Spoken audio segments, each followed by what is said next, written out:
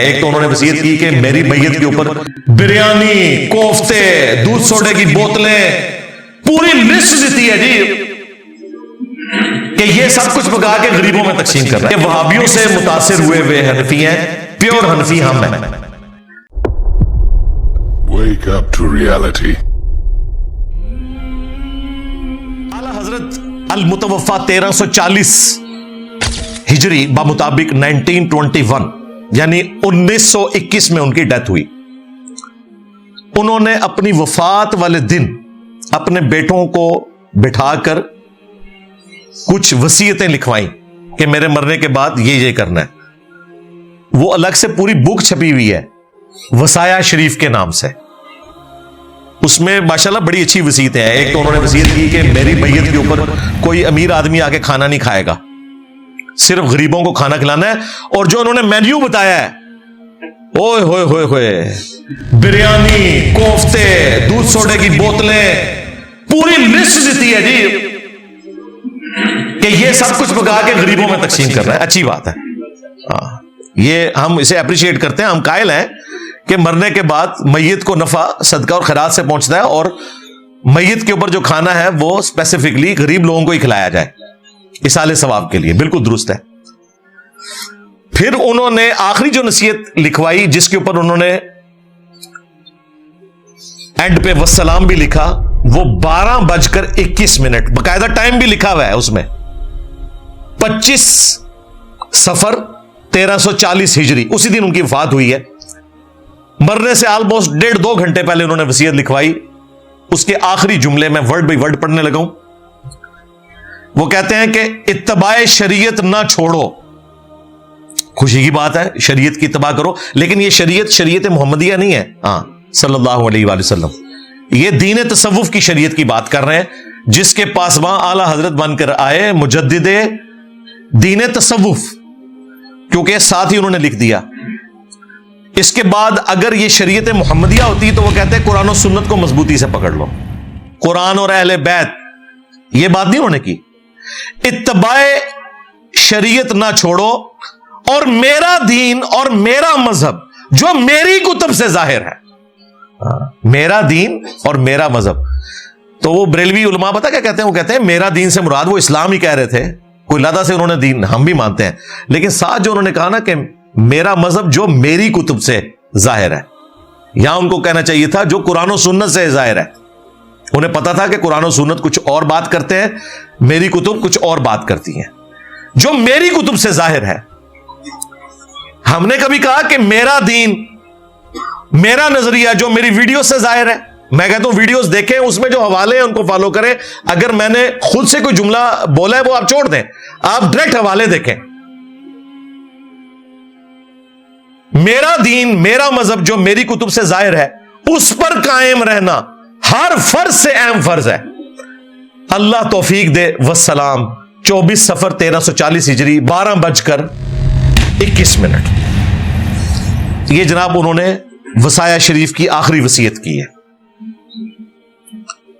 تو یہ دین تصوف کے کسٹوڈین ہیں. سب کانٹیننٹ میں دین تصوف تھا جو پہلے حنفیت کے نام سے تھا. اسی کے لیے ایک مرکزی بنائی گئی، آپ سمجھ لیں خانقاہ یا دارالعلوم. دین تصوف کو بچانے کے لیے 1867 میں دیوبند مدرسہ بنا. قاسم نانوتوی صاحب نے یہ مدرسہ بنایا، اور پھر ان کے بعد رشید احمد گنگوئی صاحب، وہی میاں والے، میاں. آج ذرا ان کو معاف کر دیتے ہیں ورنہ بات میاں کی طرف چلی جائے گی. پھر ان سے اختلاف کرتے ہوئے اعلی حضرت نے 1904 میں منظر الاسلام مدرسہ بنایا بریلی کے اندر، اور انہوں نے کہا اصل حنفی ہم ہیں. یہ وہابیوں سے متاثر ہوئے حنفی ہیں، پیور حنفی ہم ہیں. پھر 2 فرقے بن گئے، حنفی دیوبندی اور حنفی بریلوی. 1904 میں اعلی حضرت نے مدرسہ بنایا. 1905 میں، آج ہے 8 دسمبر 2024، آج سے 120 سال پرانی بات آپ کو بتا رہا ہوں. 1905 میں اعلی حضرت نے پھر پہلا میزائل فائر کر دیا دیوبندیوں کے اوپر باقاعدہ. حسام الحرمین لکھی, حرمین کی تلوار. 5 کفر کے فتوے لگائے. پہلا غلام احمد قادیانی دجال کے اوپر اور باقی کے 4 علماء دیوبند کے اوپر. اور ان پر اس وقت کے جو صوفی حرمین کے علماء تھے, آج کل کے نہیں, اس وقت کے جو دین تصوف کے کسٹوڈین تھے, ان سے باقاعدہ سگنیچر لیے, بم پھاڑ دیا ان کے اوپر. انہوں نے خط لکھا مدرسہ دیوبند میں کہ یہاں ہند سے ایک سکولر آئے ہیں احمد بریلوی, انہوں نے بتایا کہ تمہارے تو یہ عقیدے ہیں, تو تم کلیریفیکیشن دو. 26 کوسچنز انہوں نے بھیجے ان کو. اس کے جواب میں پھر المحند علی المفند لکھی خلیل احمد سہارنپوری نے, جو شیخ زکریا کاندلوی جنہوں نے فضائل اعمال لکھی ہے ان کے پیر و مرشد تھے. فضائل اعمال میں ان کا ذکر بھی وہ کرتے ہیں. 35 علماء دیوبند نے آلموسٹ سائن کیے. اس میں اشرف تھانوی صاحب کے سگنیچر بھی اس کتاب پہ ہیں کہ ہمارے یہ عقیدے ہیں. اور اس کتاب کا لب لباب یہ ہے کہ ہم وہابی نہیں ہیں, ہم اصل صوفی ہیں, ہم دین تصوف کے ماننے والے ہیں. احمد بریلوی ہم پر وہابیت کا الزام جھوٹا لگا رہا ہے. ہمارے تو وہی عقیدے ہیں جو صوفیوں کے عقیدے ہیں. اور گستاخانہ عبارتوں کی باطل تعویلات پیش کی, وہ آج تک ان کے گلے میں اٹکی ہوئی ہیں. کتاب کا نام رکھا المحند علی المفند, ہند کی تلوار ایک سٹھیائے ہوئے بابے کے اوپر, یعنی وہ سٹھیایا ہوا بابا انہوں نے احمد بریلوی کو کہا. حسام الحرمین میں اعلیٰ حضرت نے انہیں مرتد اور واجب القتل ڈکلیئر کیا اور کہا ان کے کفر کے اوپر اجماع ہے, اور کہا کہ یہ شیطان کے پیروکار ہیں. چوتھا فرقہ وہابیہ شیطانیہ, جو شیطان ابلیس لعین کے پیروکار ہیں, جیسا کہ روافظ شیطان اتاق کے پیروکار ہیں. وہ کہتے ہیں رافضی شیعہ تو شیطان اتاق چھوٹے شیطان کے ماننے والے ہیں. یہ جو وہابیہ شیطانیہ دیوبندیہ فرقہ ہے, یہ بڑے شیطان جو حضرت آدم علیہ السلام کے مقابلے پہ آیا تھا, یہ اس کے فالوور ہیں. بالکل ٹھیک بات ہے. دیکھیں روافظ تو صحابہ کے گستاخ ہیں نا, دیوبندی تو گستاخ رسول ہیں, تو گستاخ رسول تو پھر بڑا شیطان ہوگا نا. لاجیکلی بات اعلیٰ حضرت کی ٹھیک تھی. پھر انہوں نے غصہ نکالا, انہوں نے کہا المحند علی المفند. انہوں نے کہا تھا حسام الحرمین, حرمین کی تلوار, انہوں نے کہا ہند کی تلوار ایک پاگل بابے کے اوپر. اور اس کے انہوں نے سٹارٹ میں کہا کہ یہ بریلوی فرقہ اور ان کا جو بابا ہے احمد بریلوی, یہ ایک شیطانی لشکر ہے جو ہم علماء دیوبند رضی اللہ عنہم پر حملہ آور ہوا ہے. 14ویں صدی دے مولویوں رضی اللہ عنہم, جیسا کہ شیاطین انبیاء پر حملہ آور ہوتے تھے. یعنی انہوں نے کہا کہ انبیاء کے کسٹوڈین کون ہیں, علماء دیوبند رضی اللہ عنہم کہا, اور ان کے مقابلے پر جو کافر شیاطین تھے ان کے کسٹوڈین کون ہیں, احمد بریلوی اور ان کی جماعت. یعنی انہوں نے بھی ان کو کافر ہی کہا.